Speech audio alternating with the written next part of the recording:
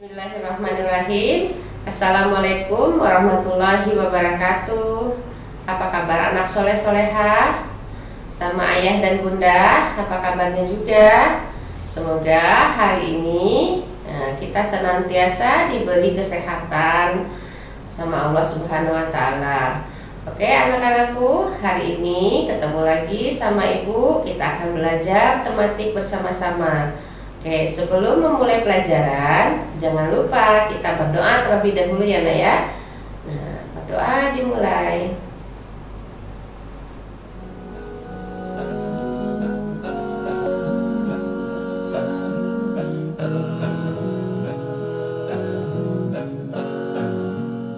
Baik anak-anak, sekarang kita akan belajar tentang tematik tema 5, yaitu ekosistem, dan subtema 2 dan 3 hubungan antar makhluk hidup dalam ekosistem dan keseimbangan ekosistem. Nah, di pembelajaran sebelumnya kita sudah belajar tentang ekosistem. Nah, kita akan belajar tentang muatan IPA. Oke, pembelajaran sebelumnya kita sudah belajar tentang ekosistem. Nah, apa itu ekosistem, masih ingat? Iya, ekosistem itu adalah hubungan antar makhluk hidup dengan habitatnya atau tempat tinggalnya. Nah, sekarang kita lihat rantai makanan. Nah, rantai makanan, apa itu rantai makanan? Nah, rantai makanan adalah peristiwa makan dan dimakan antar makhluk hidup untuk kelangsungan hidupnya. Nah, di setiap makhluk hidup dalam rantai makanan memiliki peran masing-masing. Nah, secara umum ada 3 peran makhluk hidup di dalam rantai makanan. Yang pertama yaitu adalah produsen. Nah, yang berfungsi sebagai produsen. Nah, apa itu produsen? Makhluk hidup yang dapat membuat makanan sendiri melalui fotosintesis. Nah, seperti tumbuhan ya, tumbuhan rumput, padi, semua jenis tumbuhan yang berhijau daun ya, tumbuhan hijau daun. Nah, produsen mampu mengubah energi dari cahaya matahari menjadi energi kimia. Jadi setiap makhluk hidup itu ada yang berfungsi sebagai pertama produsen gitu ya. Nah, makhluk hidup yang dapat membuat makanan sendiri yaitu dengan bantuan cahaya matahari, namanya melakukan fotosintesis ya. Nah, selanjutnya, yang kedua yaitu adalah yang berfungsi sebagai konsumen. Nah, apa itu konsumen? Makhluk hidup yang tidak dapat membuat makanan sendiri sehingga mendapatkan energi dari makhluk hidup yang lainnya. Contohnya apa? Nah, contohnya adalah hewan. Nah, baik, yang ketiga, di dalam rantai makanan konsumen dapat dikelompokkan menjadi 3 juga. Yang pertama, konsumen tingkat 1. Nah, konsumen tingkat 1 yaitu kelompok hewan yang memakan tumbuhan atau yang berfungsi sebagai produsen ya, merupakan kelompok hewan herbivora atau hewan pemakan tumbuhan. Apa contoh hewannya di sini? Yaitu ada rusa, kemudian kelinci dan belalang. Nah, juga banyak jenis contoh hewan yang lainnya. Kemudian selanjutnya konsumen tingkat 2. Nah, yaitu kelompok hewan yang pemakan hewan lain. Nah, hewan lain yang dimakan adalah hewan konsumen 1. Kelompok hewan karnivora atau hewan omnivora. Nah, hewan pemakan hewan lain. Contoh hewan pemakan omnivora. Nah, contoh hewannya seperti katak, kemudian ular, tikus, dan ayam. Nah, itu adalah konsumen tingkat 2. Selanjutnya, konsumen puncak. Nah, konsumen puncak itu adalah kelompok hewan karnivora yang tidak ada pemangsanya. Nah, contohnya apa hewannya di sini yang nggak ada pemangsanya? Nah, singa, elang, harimau, ya, dan lain-lainnya. Nah, itu adalah yang berfungsi sebagai konsumen. Selanjutnya yang ketiga, yang berfungsi sebagai pengurai. Nah, yang pengurai makhluk hidup yang menguraikan sisa-sisa tubuh makhluk hidup lain yang telah mati. Nah, pengurai tersebut menghasilkan zat-zat kimia dan nutrisi yang dibutuhkan produsen. Nah, yang dibutuhkan oleh yang tingkat produsen. Nah, apa contohnya? Yang menguraikan ya seperti cacing tanah, jamur, dan bakteri. Nah, jadi ada 3 komponen yang terdapat di dalam rantai makanan tersebut. Selanjutnya, nah kita lihat di sini, kita perhatikan rantai makanan. Nah, ini rantai makanan. Kita lihat di sini ya. Ada rantai makanan. Nah, di sini yang pertama ada tumbuhan. Nah, di mana tumbuhan ini yang berfungsi sebagai produsen, ya. Nah, tumbuhan kalau kita lihat rantai makanannya, tumbuhan dimakan oleh tikus, tikus dimakan oleh ular, kemudian ular dimakan oleh elang, elang mati. Nah, ini adalah elang ini sebagai konsumen puncak, ya. Nah, dia tidak ada lagi yang akan memakannya. Nah, makanya dia disebut sebagai konsumen puncak. Nah, kalau di sini dia merupakan konsumen tingkat 3. Nah, elang ini mati, nah akan diuraikan oleh jamur, ya. Nah, jamur atau bakteri. Nah, setelah itu jamur ini, ya, dan dia akan menghasilkan zat-zat kimia, zat hara gitu ya, yang dibutuhkan oleh produsen, yang dibutuhkan oleh tumbuhan. Jadi boleh diulangi lagi.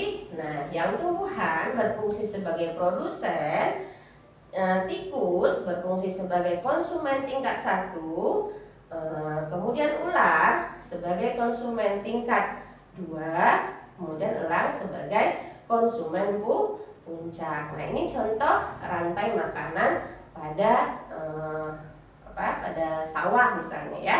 Nah, sekarang kita lanjut. Nah, contoh rantai makanan yang ada di laut. Nah, ini ada, kelihatan gambarnya, anak-anak ibu kelihatan ya? Ya, insya Allah kelihatan ya. Nah, ada gambarnya di situ, yaitu ada fitoplankton. Nah, fitoplankton itu adalah tumbuhan yang kecil, ya. Nah, yang ada di laut. Nah, fitoplankton ini dimakan oleh zooplankton. Nah, hewan-hewan kecil yang ada di laut. Nah, hewan-hewan kecil ini juga dimangsa oleh ikan-ikan kecil. Ikan kecil dimangsa oleh ikan-ikan sedang. Nah, ikan sedang ini dimangsa oleh ikan yang besar. Nah, ikan besar ini adalah sebagai konsumen puncaknya, ya. Nah, dia akan mati nanti akan terurai oleh jamur, diuraikan oleh jamur. Kemudian yang dibutuhkan oleh fitoplankton sebagai bahan makanannya. Jadi seperti itu, ya. Seperti itu proses rantai makanan. Ya, insya Allah paham ya. Di sini kita lihat adalah rantai makanan pada sawah dan rantai makanan yang ada di laut. Nah, itu ya. Nah, sekarang kita lanjut, ya. Nah, lanjut aliran energi dan siklus nutrien dalam rantai makanan. Nah, apa pula itu energi, aliran energinya? Oke, kita lanjut. Aliran energi itu, maaf boleh diulangi. Aliran energi itu adalah proses berpindahnya energi dari satu makhluk hidup ke makhluk hidup yang lainnya. Nah, di sini aliran energi. Apa pula itu aliran energi, ya? Tadi udah dijelaskan bahwasanya aliran energi itu adalah proses berpindahnya energi dari satu makhluk hidup ke makhluk hidup yang lainnya. Oke, tadi kita lihat proses rantai makanan. Jadi di rantai makanan tadi ada yang berfungsi sebagai produsen, ada yang konsumen tingkat 1, tingkat 2, tingkat 3 dan puncak.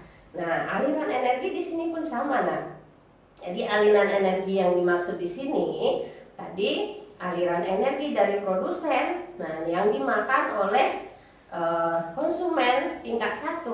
Jadi energi yang ada di produsen tadi mengalir di energi yang ada di konsumen 1 dan seterusnya. Nah, kemudian dari konsumen 1 dimakan oleh konsumen 2 lagi. Berarti energi yang ada di konsumen 1, energi itu mengalir di konsumen 2. Dan selanjutnya ada konsumen puncak misalnya ya, yang tadi kita jelaskan, yang lihat rantai makanan tadi ya. Jadi energi itu energi yang sudah ada dari satu makhluk hidup berpindah ke makhluk hidup yang lainnya, atau berpindah ke energi konsumen puncak gitu ya. Nah, dari energi puncak tadi juga terurai, kemudian energi tadi menjadi zat hara ya, yang sudah diuraikan oleh bakteri menjadi zat hara. Nah, zat hara tadi dibutuhkan oleh sebagai yang produsen ya, atau yang berfungsi sebagai tumbuhan, tadi dibutuhkan oleh tumbuhan untuk apa? Untuk hidup, berkembang dan tumbuh. Nah, itu aliran energi. Selanjutnya ada sistem nutrien ya. Sistem nutrien ini atau disebut juga dengan hara. Nah, unsur hara, masih ingat kan unsur hara ya? Nah, apa itu sistem nutrien? Itu adalah unsur atau senyawa kimia yang digunakan oleh makhluk hidup untuk kelangsungan hidupnya. Nah, tadi unsur hara yang udah disebutin tadi. Ya, jadi aliran energi dari konsumen 1, konsumen 2, konsumen 3. Nah, sedangkan unsur haranya, senyawa kimia yang digunakan oleh makhluk hidup itu untuk kelangsungan hidupnya itu yang puncak tadi ya, yang berfungsi sebagai konsumen puncak tadi. Mohon maaf ya. Nah, untuk lebih jelasnya, nah kita perhatikan diagram aliran energi dan siklus nutrien. Nah, nih anak-anak ibu bisa lihat di sini. Di sini ada matahari ya, gambarnya ya. Nah, gambarnya ini boleh misalkan ini adalah gambar matahari. Kemudian di situ adalah sebagai produsen. Produsen itu apa? Tumbuhan. Kemudian ada konsumen, kemudian ada pengurai, dan ada nutrisi anorganik gitu ya. Nah, di sini yang mana aliran energi tadi? Nah, energi matahari. Nah, energi matahari ini dibutuhkan oleh yang produsen ya, yang tumbuhan. Nah, tumbuhan itu mendapatkan energi matahari ya, yang digunakan sebagai melakukan fotosintesis atau yang digunakan sebagai untuk pembuat makanan ya, untuk mendapatkan energi. Jadi energi dari tumbuhan tadi yang sebagai produsen ya dikeluarkan ya ke lingkungan. Berarti lingkungan juga mendapatkan energi. Energi apa? Energi panas ya. Ya, di sini. Kemudian dari produsen tadi, energi yang dari produsen, kemudian yang dari produsen ini dimakan oleh konsumen 1 misalnya ya, oleh konsumen. Nah, konsumen ini mendapatkan energi dari produsen ya. Nah, jadi energi ini dilepas ke lingkungan dan juga ada yang buat dia tumbuh ya, untuk keperluan dia hidup dan tumbuh gitu ya.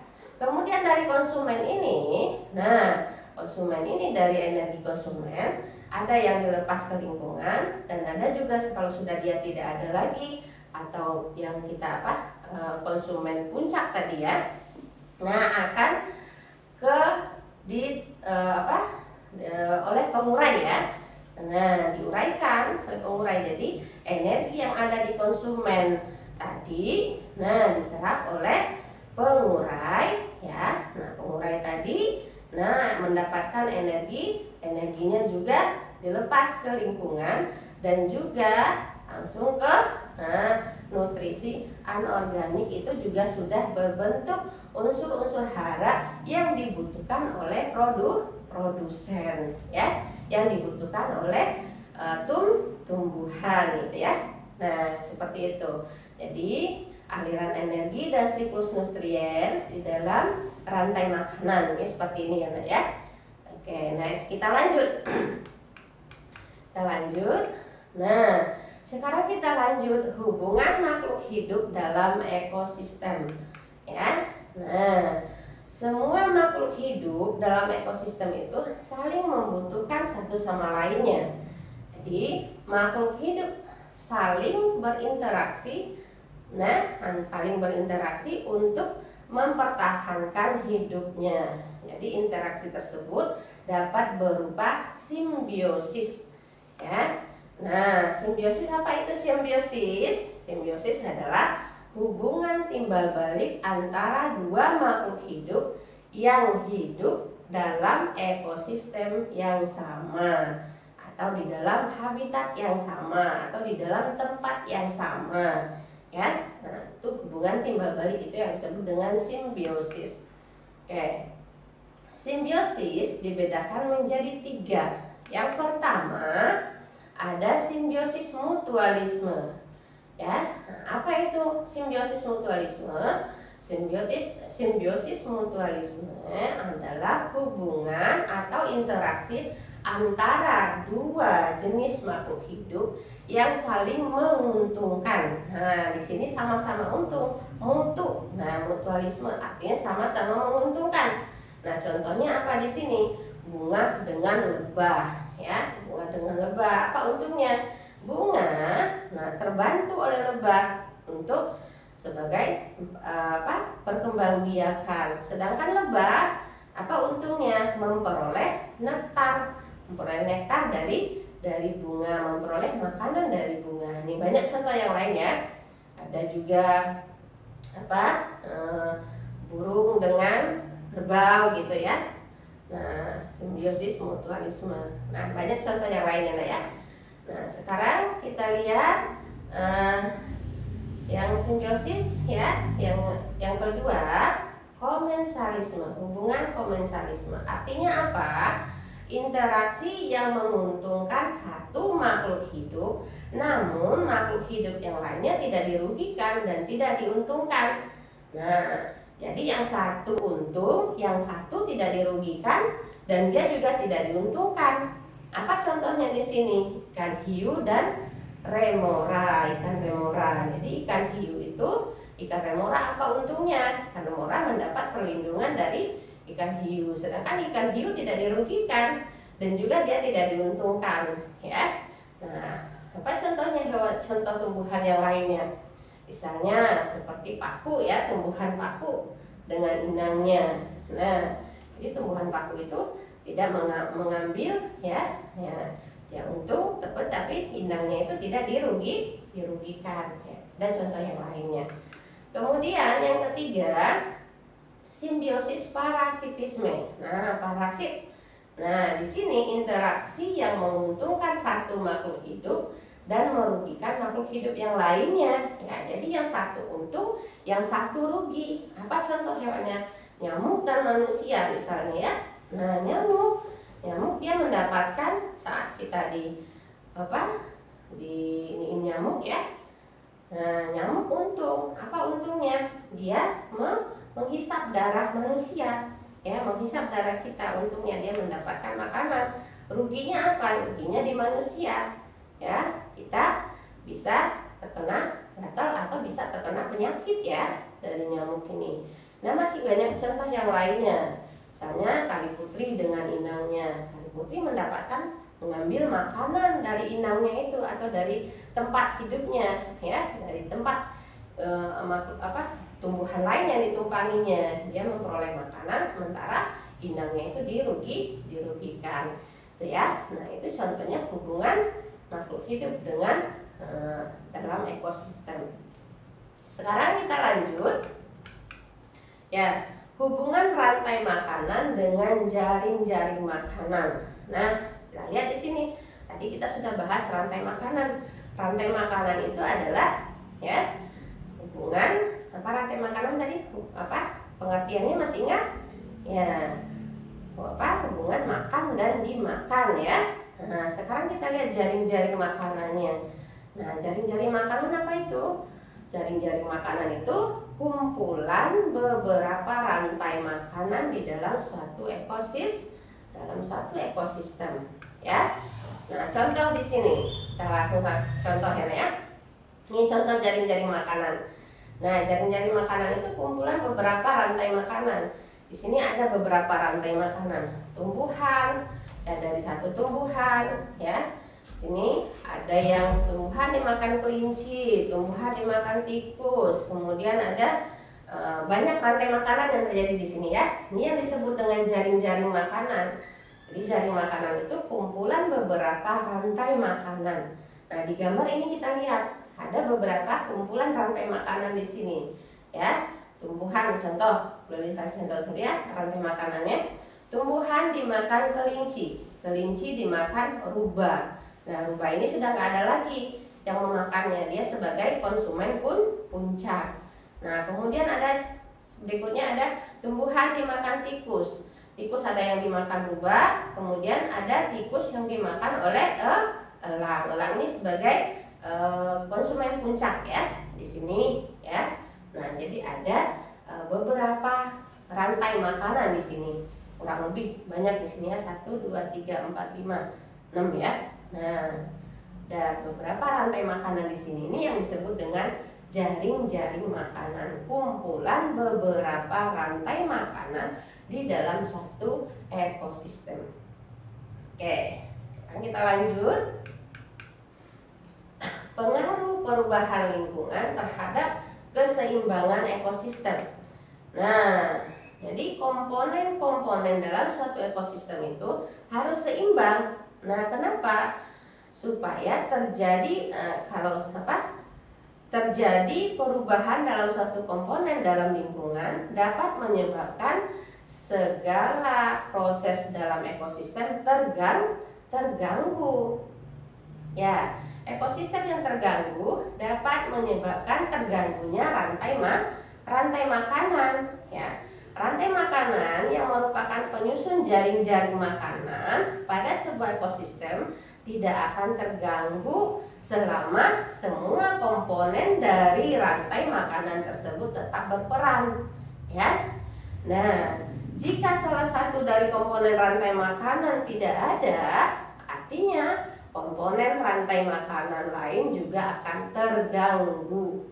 Jadi itu pengaruh lingkungan terhadap keseimbangan ekosistem ya. Jadi kalau komponennya terganggu artinya komponen rantai makanan juga akan terganggu. Baik. Nah, di sini kita lihat tadi. Jadi terganggunya salah satu komponen dari jaring-jaring makanan ini akan menyebabnya populasi yang lain juga akan terganggu. Nah, contoh populasi belalang menurun. Nah, apa yang akan terjadi? Apa yang akan terganggu? Nah, burung akan mengalami penurunan populasi. Kenapa? Karena dia kurang mendapatkan makanan. Nah, terganggu juga apa? Kalau populasi burung menurun, artinya burung elang juga kekurangan makanan, ya. Nah, itu seperti itu, artinya, ya. Jadi pengaruh perubahan lingkungan. Jadi salah satu komponennya terganggu, maka akan menyebabkan populasi yang lain juga terganggu. Contohnya, ulat semakin meningkat di sini, ulat, ya. Nah, apa yang akan terjadi? Ya, nah populasi dari tumbuhan, bunga atau sepatu itu akan menurun, ya. Nah, seperti itu. Ya, insya Allah paham ya, Nak, ya, yang dimaksud ya pengaruh perubahan lingkungan tersebut. Oke, next kita lanjut. Ya, faktor-faktor yang mempengaruhi keseimbangan ekosistem. Nah, yang pertama adalah faktor alam. Nah, peristiwa alam yang dapat mempengaruhi keseimbangan ekosistem umumnya berupa bencana alam. Nah, seperti apa? Gempa bumi, banjir, gunung meletus, dan tsunami dan sebagainya ya, itu adalah faktor alam yang menyebabkan terganggunya keseimbangan ekosistem. Jadi kalau terjadi salah satu bencana alam, nah juga akan mempengaruhi ekosistem, mempengaruhi rantai makanan dalam satu ekosistem tersebut. Yang kedua, faktor aktivitas manusia. Nah, apa itu faktor aktivitas manusianya? Kegiatan manusia dalam memanfaatkan sumber daya alam yang dapat mengganggu keseimbangan ekosistem. Nah, seperti penebangan pohon, ya, kemudian pertambangan, pertanian, dan perburuan liar. Nah, contohnya di sini penebangan pohon. Nah, terjadi penebangan pohon secara berlebihan atau sembarangan akan mengganggu di sini rantai makanan. Kalau terganggunya rantai makanan, salah satu, jadi mengganggu salah satu komponen dari rantai makanan itu terganggu, misalnya seperti tempat tinggalnya atau habitatnya, juga akan mempengaruhi rantai makanan. Atau contohnya dalam pertanian. Nah, petani misalnya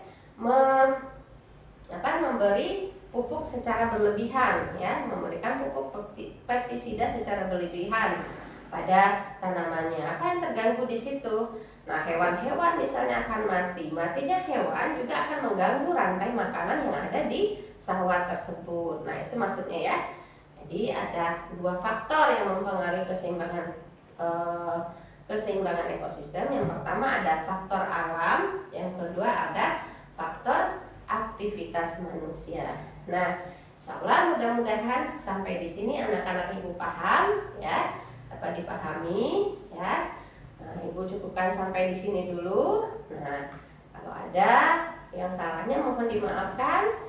Ibu sudahi dengan mengucapkan terima kasih yang sudah menonton videonya, ya. Boleh diucapkan wassalamualaikum warahmatullahi wabarakatuh.